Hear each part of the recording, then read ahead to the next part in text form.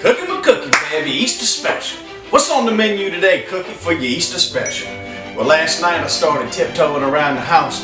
I found that old Easter bunny up in my liquor cabinet drinking all my wine. I said, hey man, this don't work for me. So I'm gonna save you all the gory details, but the Easter bunny didn't quite make it out okay. Skinned rabbit, we're gonna quarter him up. Smothered rabbit with some petit pois. Let's get excited, let's get started.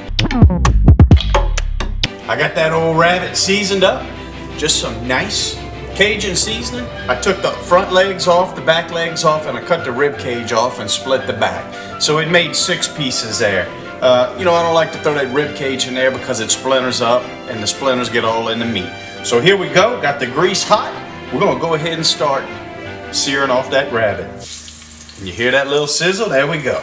I use olive oil for my oil that I sear this rabbit off in. But if you got vegetable oil, you want to use vegetable oil, hell, you can do it with butter. It's all good. We're going to go ahead, sear this off and caramelize it, brown it. Takes about 10-15 minutes. You just want a nice golden brown on the outside of your meat. We'll get to it. You saw me brown off one side of that rabbit. After I flip it, I'm going to take me about a full tablespoon, a good helping tablespoon of flour. I'm going to shake over the top of that. Now some of it's going to sit on top of the meat, some of it's going to fall down in the grease right there. But that's all right. When that other side gets a little bit browner, I'm going to flip. What we're doing here is just letting our rabbit get a little bit brown before we add the flour to make that roux. So this is just a smothered recipe right here. We're going to smother that old rabbit down. So right now you can see I got the bottom of that pan is good and brown, where I've added that flour and that meat, that rabbit has been searing off. All the little bits and pieces from that meat are down there. Oh, it's beautiful. Now I'm just going to take me a handful of some chopped up garlic there. We're going to go in, we're going to get that garlic mixed around good. I love the smell of that garlic releasing that oil from that garlic chopped up. Man, releasing into that oil, that hot oil. Boy, it just gives a beautiful, beautiful smell. But listen, don't let your garlic go too long in the grease, because you don't want it to get too brown, because it'll get bitter. I'm gonna go in with our Trinity. Today I'm cheating a little bit, got some Guidry's. Everybody in the South knows about Guidry. That's your onion, celery, and bell pepper. So we're gonna go over the top of this rabbit right here, and we're gonna let this sit for just a minute. We're gonna get our spatula, and we're gonna scrape around, mix those vegetables into the bottom of that pan. And what that's gonna do is, that moisture from that Trinity, for the vegetables, it's going to release into the bottom of that pot right there, and it's going to loosen up everything on the bottom of that pot. I've turned it down very low, and what we're going to do is we're going to put a top on this. We're not adding any liquid yet, because these vegetables are going to sweat down. They're going to make some liquid in there, and that's what we want. We want to sweat these vegetables down first. But we're going to go ahead, put the top on this, and we're going to let it go for probably about 10-15 minutes.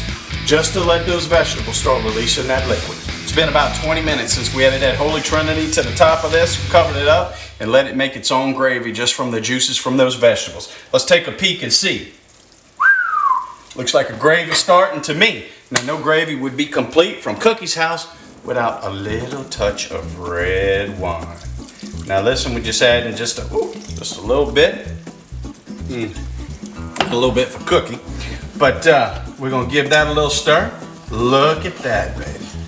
Ooh, man, I'm going to tell you what, when that wine hits it, that little alcohol smell to it, it just does something. That smell of that garlic in there, with that wine, it's one of my favorite smells while cooking. So now, if you look at it, you'll see it's just kind of mushy in there. Almost looks soupy like that. But that's all right. That meat's still tough, and you see all the little brown on it. So here's what's next. We're going to we got some bone broth. You can use chicken broth, or you can use just plain water. This is rich already. But we're gonna take this bone broth and we're gonna thin this out a little bit. And listen, we don't wanna make a big pot of water here, a big pot of liquid. We just wanna raise the liquid level, maybe just a hair over the top of the meat. I'm gonna take a little bit of black pepper. Brown pepper, wouldn't that be something? I use pink Himalayan salt, but you can use whatever salt you like. And a little bit of Cajun seasoning to your liking. All right, just a little bit. Give it a stir around. Now we've loosened up everything from the bottom, and you can see the consistency has changed. It's a little bit more soupy there, a little bit more thin. We're gonna leave it on low. We're going back on top. Just leave it simmer on low, and we're gonna let that meat get nice and tender. When the meat is tender, it'll be ready. But listen, along the way, you gotta keep checking. If your water level goes down a little bit, you add a little bit more. You just wanna keep a nice gravy consistency to it. We'll see you as soon as that meat's tender. All right, guys, so got that rabbit simmering off over here. Got some rice ready. I mentioned in the beginning of this dish, we're gonna make some petit pois. What is that? Oh, that's Cajun French for sweet peas, baby. Basically, it's sweet peas cooked down in a little bit of roux. That's right. So how do we get this going? I got a half a stick of butter in there. We're gonna go in with about a tablespoon, maybe a tablespoon and a half, just flour. You're making a roux. We're gonna get it nice and dark. You want a nice dark roux for this. Watch us as we get this roux nice and dark. We'll add in those onions and add the peas. The sweetness of the peas is a nice contrast with that dark roux. You know, rice and gravy is a staple of the South, South Louisiana. Smothered rabbit that I'm doing and that little gravy. I mean, you can use any type of protein in there. Wild game, duck, rabbit, deer meat, any type of protein like that as a side dish for any rice and gravy down the bayou. I mean, we do this all the time. You know, these little sweet peas in this roux like this. The contrast of that dark roux brings out the very sweet flavor of those little baby peas. So now that we've got this nice dark roux going here, we're gonna watch it. And again, always keep your roux moving. You don't wanna let it sit too long. You don't wanna burn it, because if you burn a roux, what do you do with it? You throw it out. That's right, you throw it out, because you can't cook the burnt out of a roux. So all right guys, you see that nice dark roux that we got in there? We're gonna turn that fire down a little bit.